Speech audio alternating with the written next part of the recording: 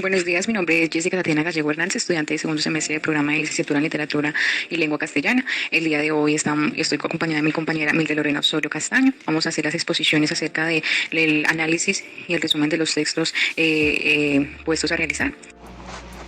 Análisis del texto Leer por leer, un porvenir para la lectura, del autor Armando Petrucci. Armando Petrucci plantea una problemática dentro del porvenir para la lectura, es decir, todos los sucesos y tiempos futuros para la lectura. También plantea que la lectura es una actividad cultural que siempre va a existir de una manera u otra. El tema de interés en este texto del autor es preguntarse y que los lectores se pregunten en su momento si la dirección a la que se dirige la lectura se puede considerar como un fenómeno positivo o perjudicial de la misma. También nos expresa que el conjunto de manifestaciones presentes que están siendo difundidas y complejas, pero que éstas se van a consolidar en ese porvenir. Se hacen unos cuestionamientos como cuál será en el futuro próximo la actividad de lectura en los hombres, cuánto se extenderá socialmente y sobre qué se tratará, qué importancia y qué funciones tendrá en la sociedad, si la demanda de lectura crecerá o disminuirá, entre otras preguntas. Bueno, Petrucci consolida su temática con una diversidad de puntos y hechos muy amplia, que a continuación se van a explicar en el mapa conceptual. Bueno, primero él emplea un análisis de datos que se relaciona con la alfabetización, la demanda y la producción de textos y la circulación de publicaciones en 1980 a 1990. También está apoyado en unas investigaciones de la UNESCO que ilustran algunos puntos. El número de alfabetizados es cada vez mayor por causas no solo económicas, sino también por razones políticas e ideológicas. Aquí en este porvenir de la lectura, entonces nos menciona que la lectura siempre va a existir por ser una actividad cultural, siempre va a estar presente en los hombres. Nos dice que la lectura es un conjunto de manifestaciones presentes que se consolidan en el porvenir. O sea, todas esas manifestaciones que tenemos hoy van a quedar plasmadas para ese porvenir de la lectura. También nos habla de la lectura como un deleite para aquellos hombres que son alfabetizados. O sea que ahí en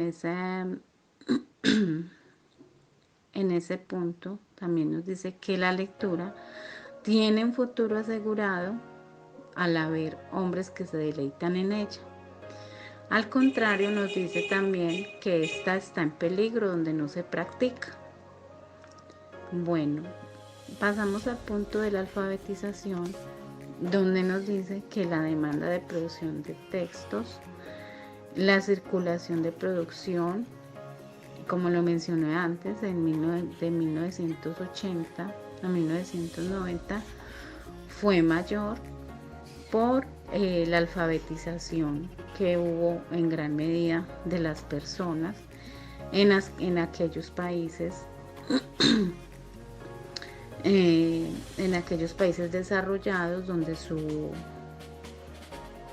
poder económico es más amplio. Bueno, también nos habla del analfabetismo, que ya lo mencioné antes, que se da por problemas, causas políticas, ideológicas y económicas, ¿sí? Entonces, cuando hay analfabetismo, él nos dice que es muy difícil que esa porvenir de la lectura esté asegurada. Bueno, también nos habla de unas nuevas prácticas de lectura, la figura del lector crítico y cuestionador, ámbito productivo de los libros. Este lector crítico y cuestionador siempre será apoyado, se va a apoyar en ese ámbito productivo de esos libros, ¿sí? Entre más productivo sea el libro o el texto que lea, más cuestionador será este lector. También nos habla de unas producciones pseudo-literarias sin valor artístico y de ningún interés, que tuvieron un enfoque muy amplio en un tiempo y que aún lo siguen siendo, ¿sí?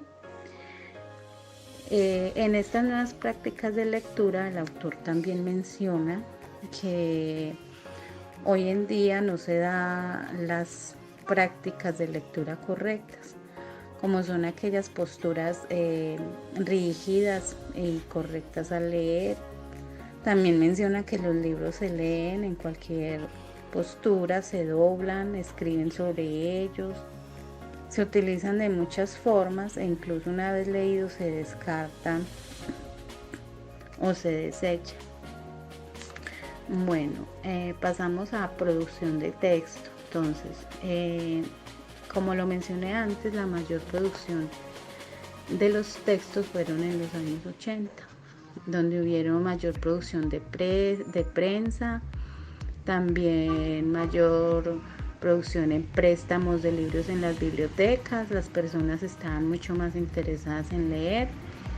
Esto debido a que se crearon campañas para la alfabetización y para difundir la capacidad de leer y escribir. Bueno, también nos habla el texto de que la producción de libros crece en el mundo en los países más alfabetizados y con mayor poder económico, como lo había mencionado antes.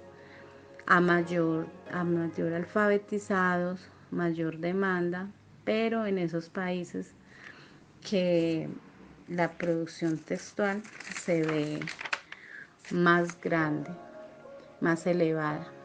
Y también nos habla que en esos países hay un elevado crecimiento de público y de demanda.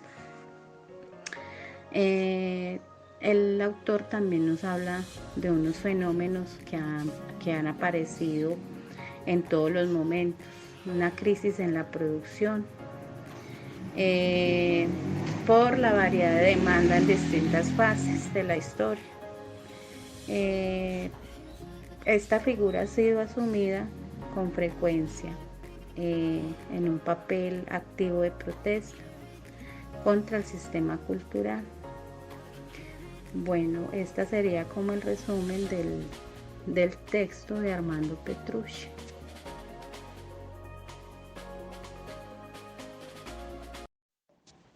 Inicialmente, dentro de los textos que hay para hacer el análisis está quién debe ocuparse de enseñar a leer y a escribir en la universidad.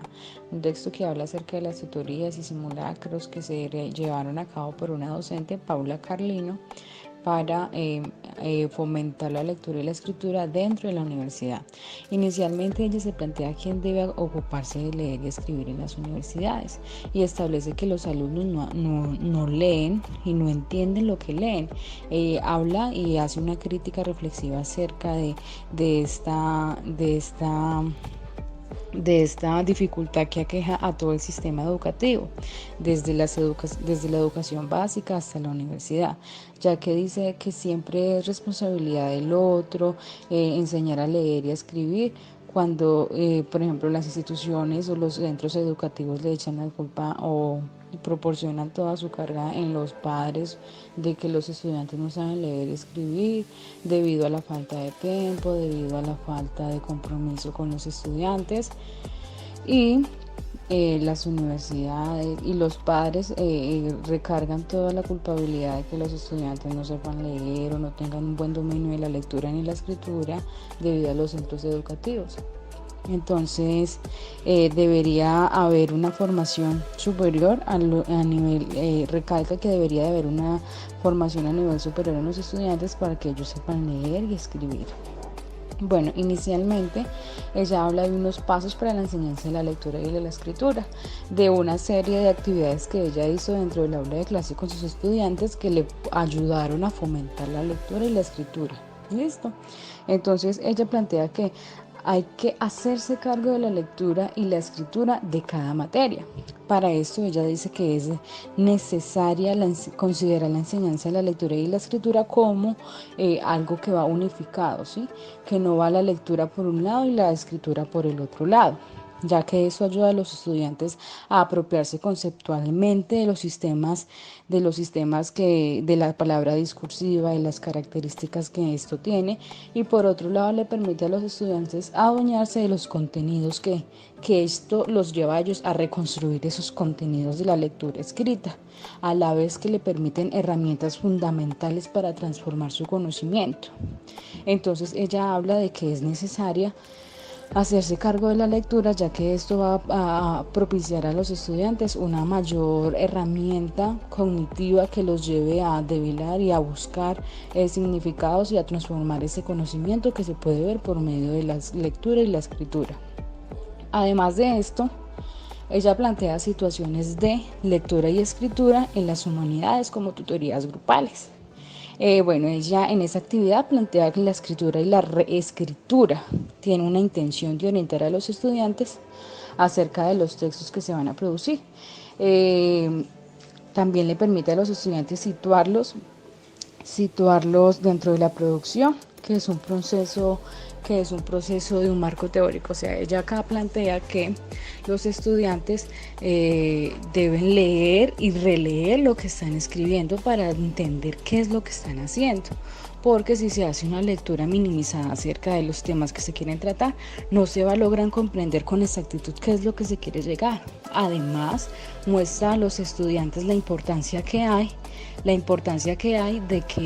de que se construyan marcos conceptuales acerca de las temáticas que se van a tratar, porque es importante validar la información que se tiene o que se va a contrastar con informaciones y con exactitud de investigaciones ya realizadas por otras personas que también se dedicaron y que vieron algo en esas problemáticas.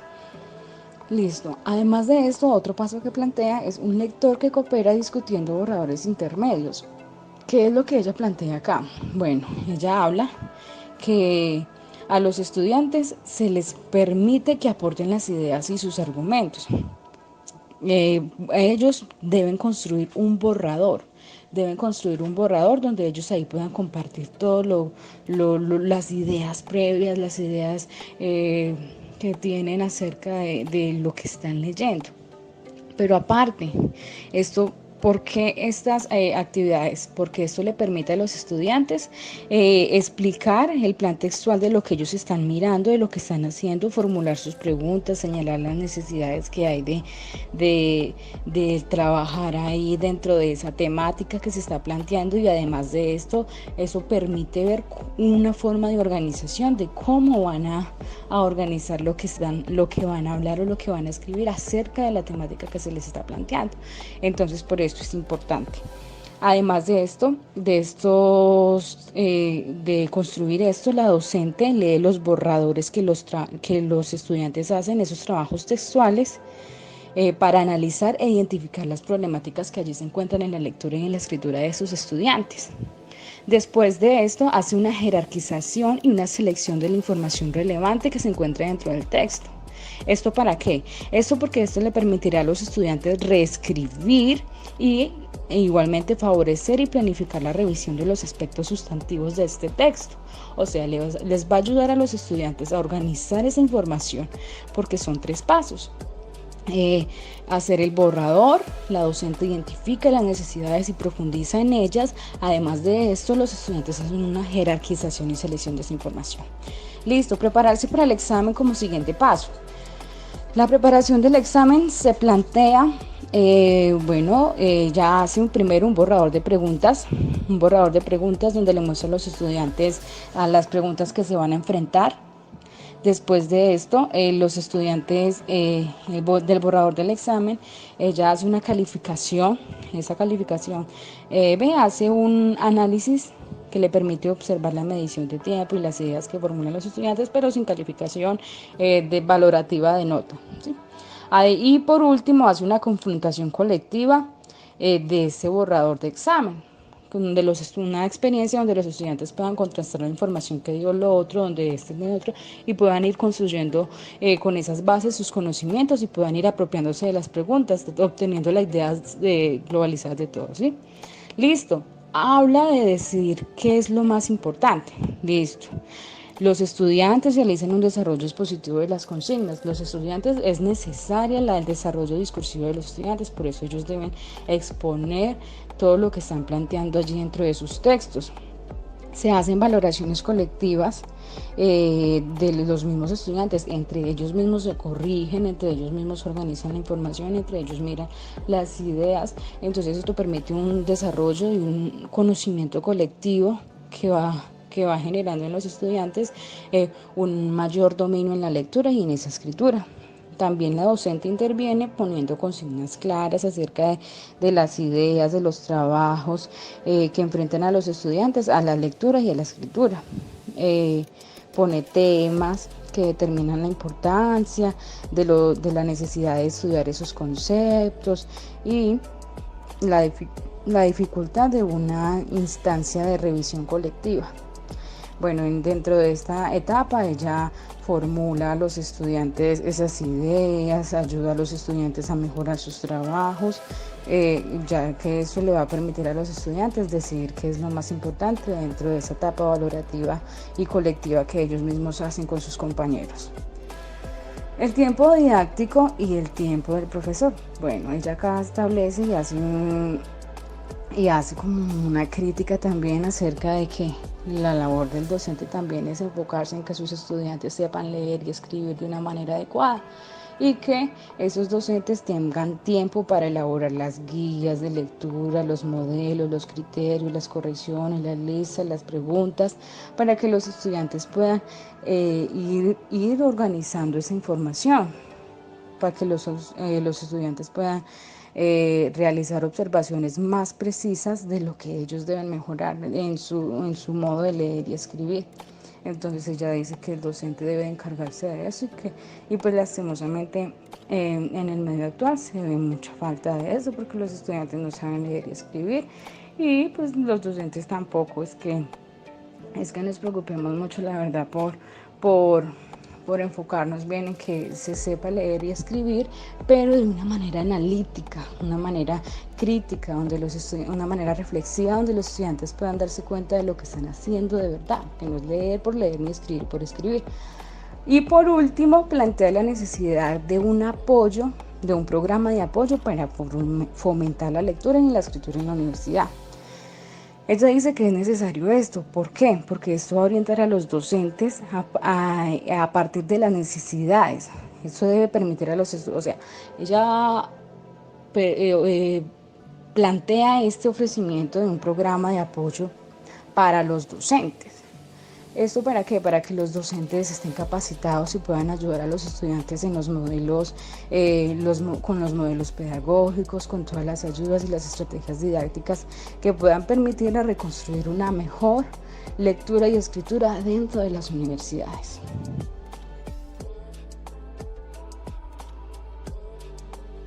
El acceso a la cultura escrita por Judith Kalman.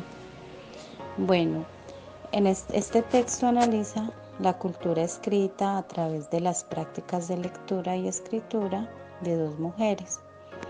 Sus nombres son Carolina y Ana. Primero nos presenta la historia de Carolina. Nos cuenta la autora que Carolina cursó apenas un par de años y aprendió cosas puntuales acerca de la lectura y de la escritura. Pero ya ha pasado el tiempo, cuando ella ya es mayor de edad, la enfermedad de su hijo la obliga a entrar en un aprendizaje intensivo en cuestión de la patología de su hijo. Entonces ella en ese aprendizaje empieza a aprender a leer las indicaciones que le da el médico, a leer esas fórmulas médicas, a leer los instructivos de los medicamentos y a la vez se pone a par para estudiar sobre la enfermedad de su hijo a través de los médicos, las enfermeras. Presenta un gran interés por aprender acerca de esa patología y ahí donde ella desarrolla ese acceder a las prácticas sociales. Entonces, en esas prácticas sociales nos hablan de que son la posibilidad de participar en su uso con una persona que lo conoce y lo utiliza. En este caso, Carolina estaba al lado de personas que sabían mucho más que ella en cuestión de la patología de su hijo, y ella ahí fue aprendiendo a descifrar como todos esos códigos que antes mencioné. Bueno, también nos hablan del caso de Ana. La autora nos cuenta que cuando Ana era una niña nunca asistió a la escuela porque su padre nunca le permitió el ingreso a la escuela. Entonces ella siempre se consideró ajena al lenguaje escrito y a la escolarización. Tiempo después, cuando Ana ya es adulta, nos cuenta la autora que ella, a pesar de que no tiene prácticas en la lectura y la escritura, ella puede seguir instrucciones, hacer una lista de mercancías en su tienda, leer los formatos de servicios públicos, interpretar carteles, anuncios, bueno, etcétera. Las prácticas del lenguaje escrito de Ana son sutiles, no son muy claras para personas alfabetizadas, como lo podemos nosotros ver. Ella usa unos signos que en algún momento pudo aprender cuando estuvo unos días en unas clases de alfabetización, pero no del todo aprendió. Simplemente ella aprendió como a descifrar esos símbolos. Ahí la autora nos da un ejemplo de una entrevista que le están haciendo a Ana y le preguntan cómo ella cuenta que cuando va por las calificaciones de sus hijos, ella entiende que, por ejemplo, cuando en una materia hay un punto rojo, se da cuenta que esa materia la tiene perdida. Entonces ella lo entiende por el símbolo que ve en el momento. La autora le pregunta que cómo hace ella para saber qué asignatura perdió el hijo, y le dice que es viendo el punto rojo, y que ella luego le dice al hijo que le lea cuál fue la asignatura que perdió. Igual cuando les entregan las calificaciones de nota que tienen que firmar, ella cuenta que antes de recibir esas pequeñas clases de alfabetización le pedía a una amiga que por favor le firmara con el nombre. Bueno, entonces ahí podemos apegarnos como a lo que planteó Wenger, que dice que el aprendizaje es el resultado de las trayectorias personales por diferentes situaciones sociales. Entonces, el ejemplo de Ana es muy, muy contundente, muy importante, porque nos dicen, Ana, a través de su trayectoria de vida, de su trayectoria personal, pues aprendió a diferenciar todos aquellos símbolos, todos aquellos formatos, para poder desenvolverse en una vida cotidiana sin manejar la escritura y la lectura. Bueno, entonces en nuestro mapa podemos observar, nos dicen que el acceso a la cultura escrita indica que promueve la participación social y la aprobación de conocimientos en eventos cotidianos de la lectura y la escritura. Y nos basamos en 3 puntos importantes, que sería la apropiación, la participación y el acceso. Entonces, la apropiación en la cultura escrita y la participación en la educación de adultos. Bueno, en estas dos está el proceso de apropiación de la lengua escrita, que es intersubjetivo. Nos dice que el conocimiento y el uso de las prácticas de la lectura escrita se construyen mediante la interacción con otros lectores y escritores, donde la lengua oral es clave para lograr el acercamiento a la lectura y la escritura.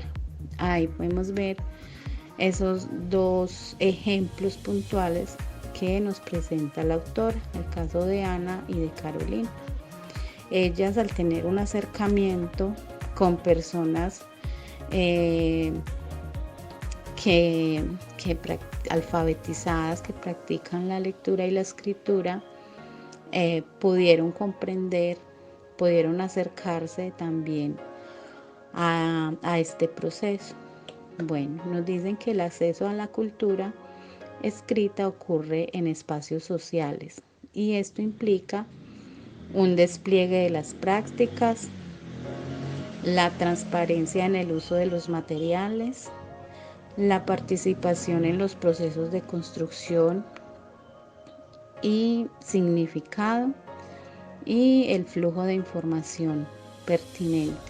Otra, la circulación de varios conocimientos y saberes. En esta circulación de conocimientos y saberes, pues podríamos incluir esos conocimientos y saberes previos que Ana y Carolina tenían desde antes, ¿cierto? Desde casa. A Carolina, por un lado, por esos saberes y esos conocimientos previos que alguna vez adquirió en la escuela y durante lo largo de su vida, y Ana en esa trayectoria que tuvo a través de su vida por medio de imágenes, símbolos e interacción cultural, interacción con otros. Bueno, así entonces terminamos la conclusión del texto de la señora Judith Campos.